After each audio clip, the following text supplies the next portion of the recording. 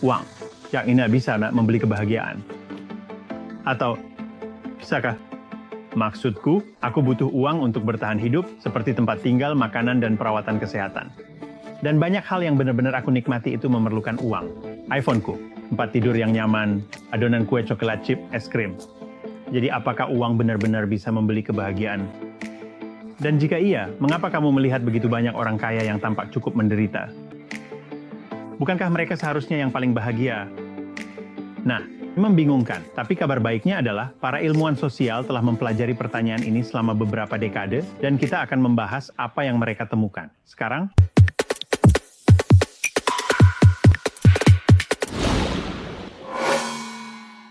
hai, selamat datang di Humanicity. Saya Tim, dan ini adalah video kedua dalam seri pertama kami tentang kebahagiaan. Sekarang, mari kita selami hubungan antara uang dan kebahagiaan dengan melihatnya dari skala global. Jauh kembali di tahun 1970-an. Sebenarnya, sekitar waktu aku sibuk dilahirkan, seorang ekonom bernama Richard Easterlin sedang mempelajari kebahagiaan di 19 negara yang berbeda. Dia menemukan bahwa orang-orang dengan pendapatan yang lebih tinggi umumnya lebih bahagia dibandingkan dengan mereka yang berpenghasilan lebih rendah. Di kelompok pendapatan tertinggi, mereka 10 hingga 20% lebih mungkin menggambarkan diri mereka sebagai sangat bahagia dibandingkan dengan mereka yang memiliki tingkat gaji yang lebih rendah. Tapi kemudian dia melihat bagaimana kebahagiaan berubah seiring waktu saat negara-negara menjadi lebih kaya melalui perdagangan dan industrialisasi. Saat itulah segalanya menjadi aneh. Saat kekayaan negara meningkat, rata-rata warga mendapatkan standar hidup yang lebih tinggi, yang seharusnya membuat mereka lebih bahagia. Tapi itu bukan yang ditemukan. Sebaliknya, data menunjukkan bahwa saat negara-negara menjadi lebih kaya, kebahagiaan tidak meningkat, tetap datar. Misalnya di AS, PDB, per kapita lebih dari 2 kali lipat dari tahun 1940 hingga 1970. Namun, tingkat kebahagiaan rata-rata tetap hampir sama. Jadi di dalam satu negara, pada satu titik waktu, uang memang bisa membeli kebahagiaan. Tapi jika kamu melihat perubahan seiring waktu, populasi tidak menjadi lebih bahagia, hanya karena rata-rata warga menjadi lebih kaya. Jadi uang tidak bisa membeli kebahagiaan. Jadi yang mana yang benar? Penemuan ini sangat penting, hingga dikenal sebagai paradoks Easterlin. Maksudku, kamu tahu, kamu sudah berhasil di dunia akademis ketika mereka menamai sebuah paradoks berdasarkan namamu. Bagaimanapun, itu pada dasarnya berarti bahwa jika semua orang semakin baik, maka tidak ada yang menjadi lebih bahagia, karena kebahagiaan lebih dipengaruhi oleh perbandingan sosial daripada oleh uang. Bertahun-tahun kemudian, Daniel Kahneman, seorang pemenang Nobel, mengembangkan pertanyaan ini dan menemukan sesuatu yang mirip, tetapi dengan sentuhan yang menarik. Ini penelitiannya menunjukkan bahwa kebahagiaan meningkat seiring dengan pendapatan, tetapi hanya sampai titik tertentu, di bawah ambang batas tertentu. Pada dasarnya, cukup uang untuk menjalani gaya hidup yang nyaman tetapi tidak mewah. Setiap tambahan $10.000 dalam pendapatan mengurangi stres dan kesedihan harian sekitar 3%. Tapi begitu orang-orang mencapai ambang batas itu, lebih banyak uang tidak berbanding lurus dengan lebih banyak kebahagiaan. Dia menyebut ini sebagai dataran kebahagiaan, dan menyimpulkan bahwa setelah kebutuhan dasar terpenuhi, kekayaan tambahan tidak banyak berpengaruh. Jadi selama bertahun-tahun, ini adalah kebijaksanaan konvensional. Paradoks Easterlin dan dataran kebahagiaan Kahneman menjadi bahan pokok dalam kelas psikologi 101 dan ekonomi 101. Memberikan siswa di mana saja jaminan yang menenangkan, bahwa mereka tidak perlu mendapatkan gaji 6 digit untuk menemukan kebahagiaan. Itu, sampai para peneliti mulai menggali lebih dalam dan menyadari bahwa pertanyaan ini jauh dari selesai. Pertama, dalam ekonomi, Betsy Stevenson dan Justin Wolfers, pasangan kekuatan ekonomi, mengguncang keadaan. Dengan menantang paradoks Easterlin menggunakan data terbaru dan metode baru, mereka tidak menemukan paradoks tersebut. Seiring dengan meningkatnya pendapatan, kebahagiaan juga meningkat, baik di tingkat individu maupun nasional, dan baik secara absolut maupun relatif. Kebahagiaan tidak meningkat secepat pertumbuhan ekonomi, tetapi tetap meningkat. Dan para ekonom di mana-mana seperti tunggu. Ya, itu memang lebih masuk akal. Kemudian, pada tahun 2021, psikolog jenius Matthew Killingsworth membawa lebih banyak nuansa ke dalam perdebatan. Dia berbalik kepada Kahneman, kamu mungkin memiliki hadiah Nobel, tetapi aku punya aplikasi. Masih menjadi mahasiswa pasca sarjana, Killingsworth menciptakan aplikasi Track Your Happiness yang mengumpulkan data real-time dengan mengirim notifikasi acak ke pengguna untuk survei singkat suasana hati, aktivitas, dan pikiran mereka.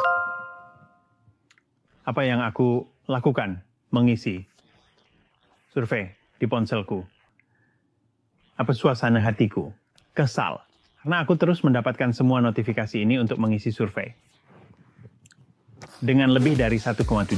Dengan jutaan titik data yang dikumpulkan, Killingsworth menemukan bahwa kebahagiaan terus meningkat, bahkan melampaui apa yang disebut dataran kebahagiaan Kahneman. Faktanya tidak ada batasan yang jelas. Setiap tambahan $10.000 dalam pendapatan terkait dengan peningkatan 1% dalam kebahagiaan secara keseluruhan. Temuan dia tampaknya menunjukkan bahwa lebih banyak kekayaan bisa meningkatkan kebahagiaan sehari-hari dan kepuasan hidup secara keseluruhan, bahkan pada tingkat pendapatan yang lebih tinggi.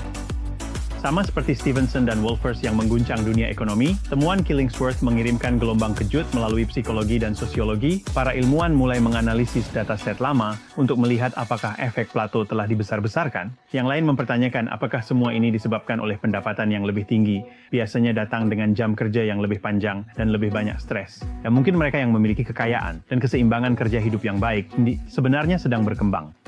Judul-judul berita menyatakan uang memang bisa membeli kebahagiaan. Setelah semua, di acara bincang-bincang, para ahli berdebat apakah kita harus meninggalkan pencarian tujuan dan hasrat dan hanya fokus untuk menjadi kaya. Bahkan pejabat terpilih pun memperhatikan, dengan beberapa menyarankan agar kita mengejar pertumbuhan PDB yang lebih tinggi, bukan hanya untuk mengurangi kemiskinan, tetapi juga untuk meningkatkan kebahagiaan nasional. Jika lebih banyak uang benar-benar membawa lebih banyak kebahagiaan, mengapa tidak fokus sepenuhnya pada memaksimalkan pendapatan?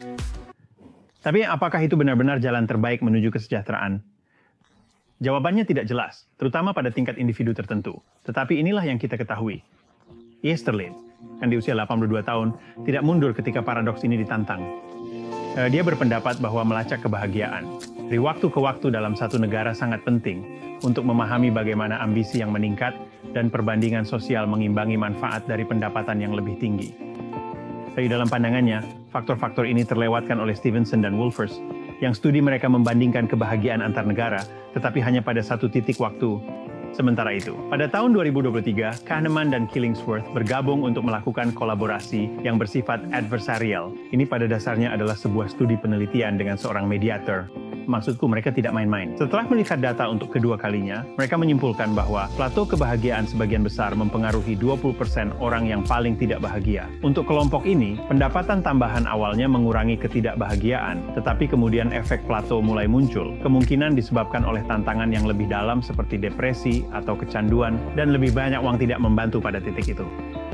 Sejak saat itu, Killingsworth telah melanjutkan pekerjaan ini. Pada bulan Juli 2024, dia merilis temuan baru yang menunjukkan bahwa bahkan di antara individu yang menghasilkan lebih dari $500 juta setahun, pendapatan yang lebih tinggi masih berkorelasi dengan kebahagiaan yang lebih besar. Satu hal yang disepakati semua orang adalah ini. Nah, dengan asumsi kita memiliki cukup untuk hidup yang cukup nyaman, bagaimana kita menghabiskan uang jauh lebih penting daripada seberapa banyak yang kita miliki. Studi konsisten menunjukkan bahwa menghabiskan uang untuk pengalaman lebih membahagiakan daripada membeli barang. Ya, misalnya sebuah studi pada tahun 2015 berjudul Kita Selalu Punya Paris menemukan bahwa orang-orang yang menghabiskan uang untuk pengalaman melaporkan kepuasan hidup 20% lebih tinggi dibandingkan dengan mereka yang hanya fokus pada kepemilikan materi. Dan ketika berbicara tentang kedermawanan, bahkan tindakan kecil bisa memiliki dampak besar. Penelitian telah menunjukkan bahwa orang yang menghabiskan hanya $5 untuk orang lain merasa jauh lebih bahagia dibandingkan dengan mereka yang menghabiskannya untuk diri sendiri. Di semua tingkat pendapatan, berinvestasi dan berbagi pengalaman, atau memberi kepada orang lain secara konsisten menghasilkan kebahagiaan yang lebih langgeng. Demikian pula, para peneliti telah menemukan bahwa ikatan sosial dan pekerjaan yang bermakna jauh lebih berkontribusi pada kesejahteraan dibandingkan dengan pendapatan. Jadi di mana posisi kita sekarang? Ya, sepertinya uang bisa membeli kebahagiaan, terutama jika kamu merasa sedih dan tidak punya uang. Bagi kita yang lain, itu membantu.